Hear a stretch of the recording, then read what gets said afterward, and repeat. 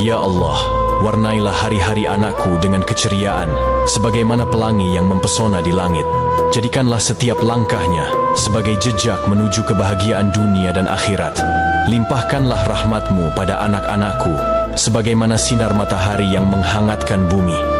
Tanamkan dalam hati mereka cinta kasih yang tumbuh subur, seperti bunga mekar di taman surgawi. Ya Rahman, permudahkanlah perjalanan mereka, seperti air yang mengalir lancar dalam sungai kehidupan. Berilah mereka kesabaran, sebagaimana pohon yang tetap tegar di hadapan badai kehidupan.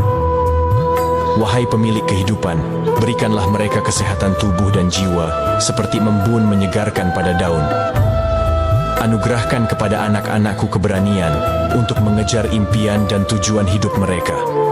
Jadikanlah setiap tangisan mereka sebagai doa yang didengarkan dan dijawab oleh-Mu. Jadikanlah setiap senyuman mereka menjadi cahaya yang menyinari dunia sekitarnya. Berilah mereka pengetahuan untuk memahami makna sejati dari kehidupan ini.